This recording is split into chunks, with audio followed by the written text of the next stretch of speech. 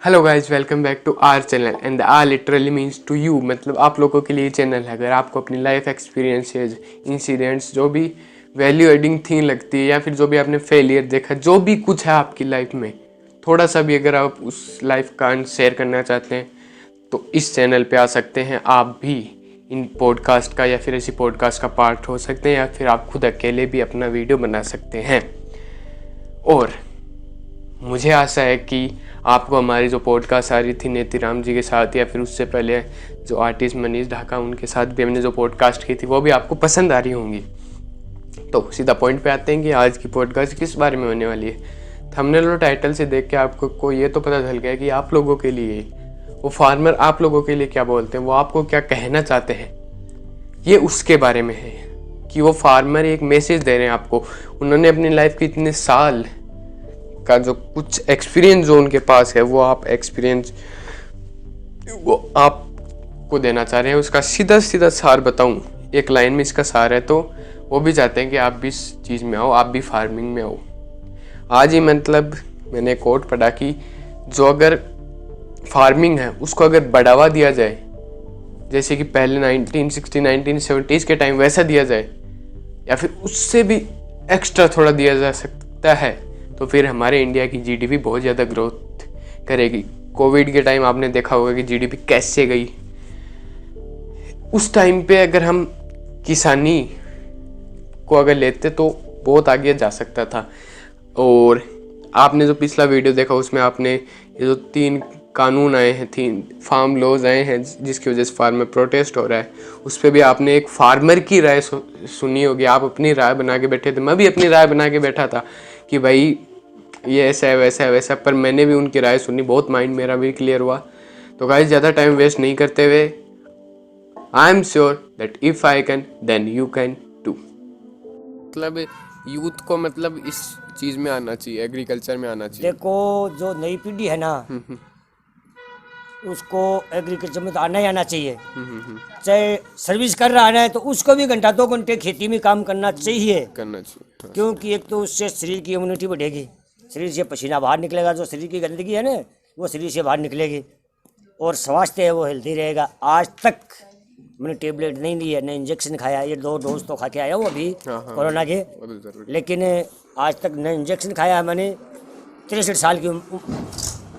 साल के पीरियड में न कोई डोज खाया है, न इंजेक्शन खाया है, न कोई टेबलेट ली है।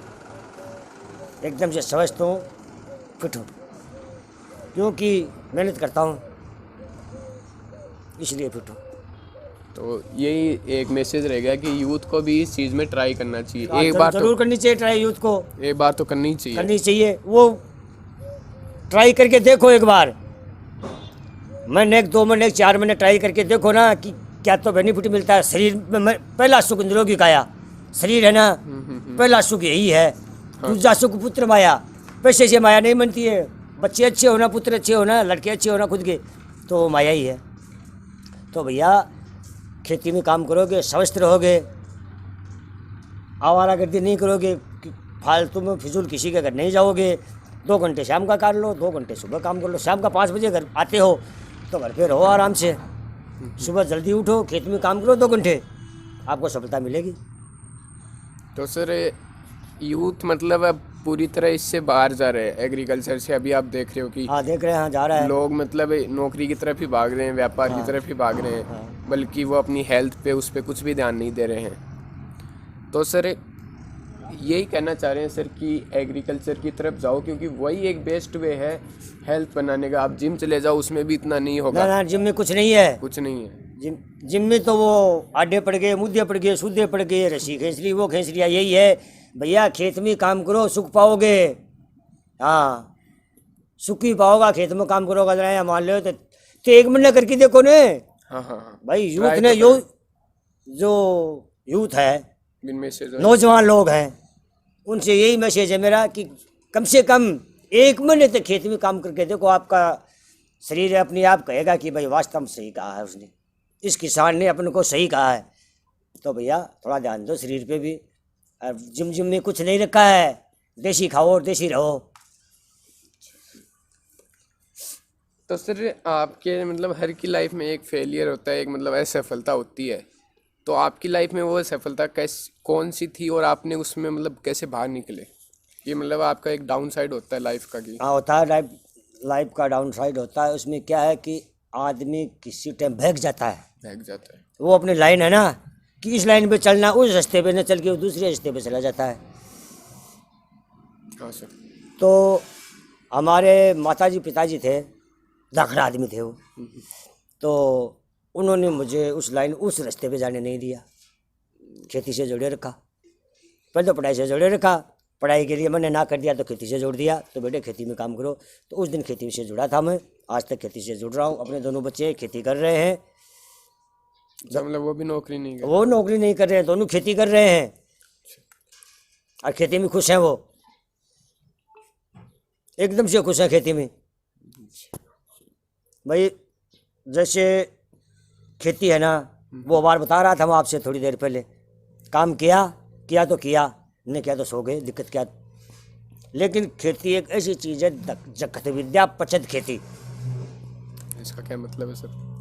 विद्या जितनी रटोगे उतनी बढ़िया है, खेती में जितना काम करोगे उतना ही बढ़िया है। इसका मतलब यह है कि जगत विद्या पचत खेती। अच्छा। विद्या को तो जितना आप रटोगे उतना सही है, और खेती है, खेती में जितना काम करोगे उतना ही बढ़िया है।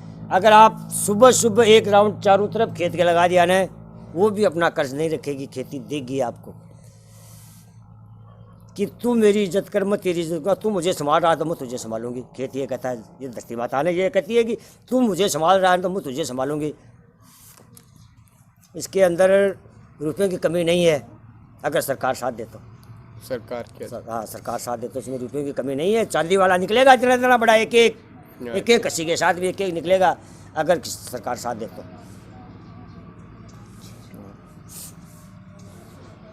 और सर ये जो अपना जो कल्चर है, हाँ। जो ये पुराना कल्चर है, ट्रेडिशन है, क्या ये नई पीढ़ी के साथ गायब हो रहा है या फिर आपको क्या लगता है कि आने वाले 10 साल में ये और बढ़ेगा?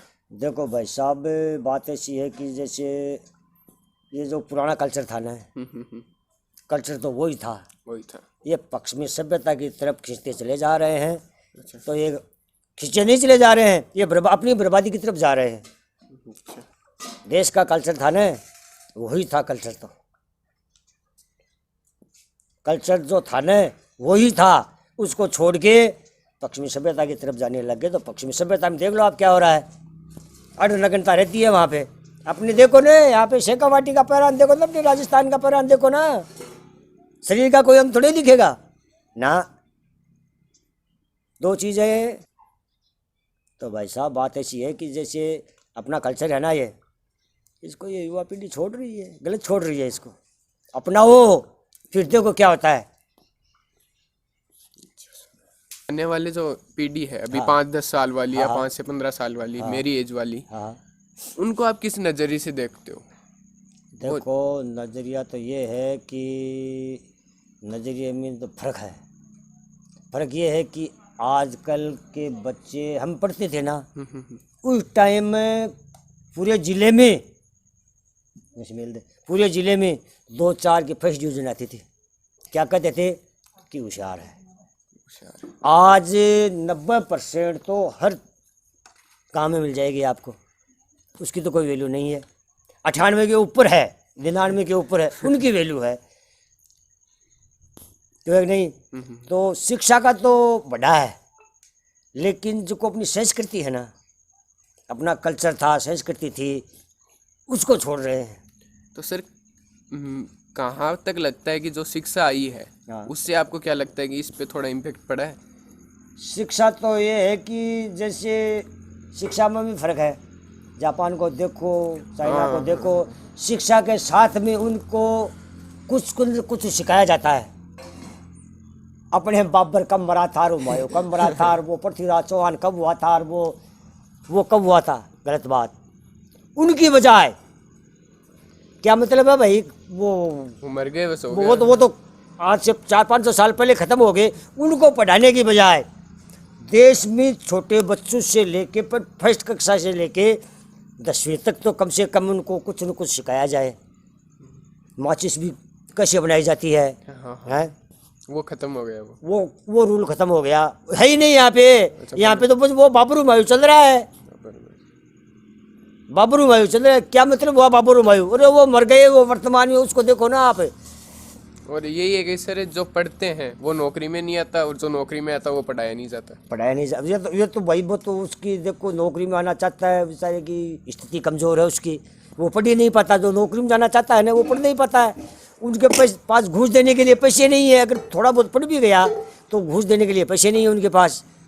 और जो जिनको सब सुविधा मिलती है वो पढ़ते नहीं। एक सुविधा क्यों नहीं मिलती है कि बाप पैसे वाला सर्विस कर रहा है, तो वो तो आवारा गर्दी में चला गया, वो सर्विस क्यों करेगा? बाप कमा रहा है ना पैसे, उसका बाप कमा रहा है पैसे, तो वो सर्विस क्यों करेगा? उसको ये पता नहीं, अरे आज तो बाप कमा रहा है लेकिन तेरा बुढ़ापा आएगा तब तेरी हालत क्या होगी।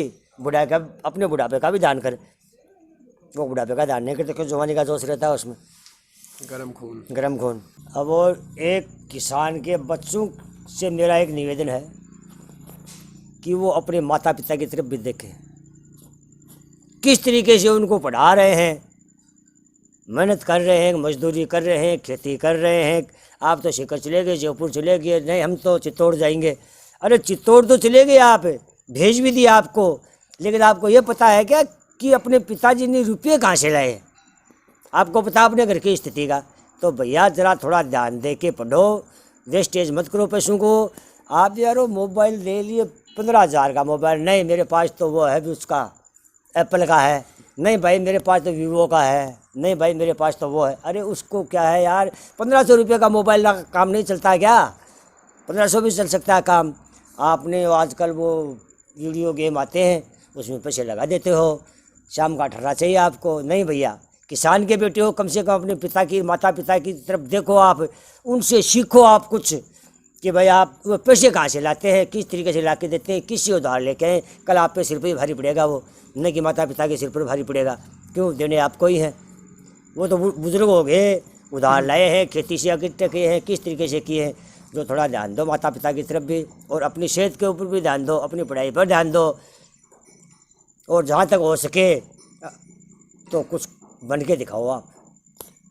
तो सर एक मैंने अभी आज एक वीडियो देखा था, तो हाँ, उसमें बोल रहे थे कि जब से मैं मतलब परसेंटेज को छोड़कर हाँ खुद के लिए पढ़ने लगा हूँ, हाँ तब से मेरे परसेंटेज भी बढ़े हैं, हाँ और मतलब बहुत कुछ मैंने सीखा भी है। हाँ तो सर मेरी तरफ से भी ये मैसेज रहेगा कि भाई परसेंटेज के लिए मत पढ़ो, हाँ, खुद के लिए पढ़ो, अपने मम्मी पापा के लिए पढ़ो। हाँ अपने बस अपने परिवार के लिए, अपनी माता पिता भाई बहन उनके लिए पढ़ो ना, और खुद के लिए पढ़ो। परसेंटेज तो आज है कल नहीं है। मैंने देखा है 10वीं में जिसके 90-92% आए हैं, उसके घर बैठे 12वीं में है जिसको 60% आए हैं। ऐसे भी देखे हैं मैंने, क्योंकि वो लाइन छोड़ चुका। 10वीं तक तो लाइन सही थी, क्यों वो गांव में पढ़ता था, 11वीं में जाते 12वीं में जाते शहर की तरफ जो गया वो 60% आए हैं उसके। क्या हुआ? मैंने खुद पूछा उससे कि क्या हुआ, बोला नहीं कुछ नहीं हुआ। तो यार तेरे 10वीं में तो आए 90% और तेरे 12वीं में आए हैं 72%, ये कौन से तरीके की बात है? तो ये नहीं होना चाहिए ना। परिवार के लिए और खुद के लिए पढ़ो भैया, न कि परसेंटेज के लिए। अगर नौकरी लिखी है तो मिलेगी, ज़रूर मिलेगी। नहीं खेती में आ जाओ, नहीं तो खेती में आ जाओ ना, खुला काम पड़ा आपके लिए, खेती में आ जाओ, कोई रोक टोक नहीं है। अच्छा काम करो और करने लग जाओगे। आप 12 महीने कोशिश करके देख लो, 2-2 घंटा दिन में, 2 घंटा 12 महीने कोशिश करके देख लो, आपको बेनिफिट ज़रूर मिलेगा। तो आप सर्विस की तरफ जाओगे नहीं। अरे करोड़ों की छोड़ के, अब मैं देखता हूँ अखबार में कभी कभी आता है, वो हेड आता है कोच ने वो 20 लाख का जॉब छोड़ दिया, 1 करोड़ का जॉब छोड़ के खेती पे ध्यान दे रहा, खेती कर रहे हैं, वो कर रहे हैं। तो क्यों कर रहे हैं वो खेती? उनको कुछ फ़ायदा दिखता होगा। तो भैया खेती की तरफ ध्यान दो और माता पिता की तरफ भी ध्यान दो। ये नए बच्चों के लिए है जो को 15 से 25-30 साल के हैं ना, उनके लिए। हाँ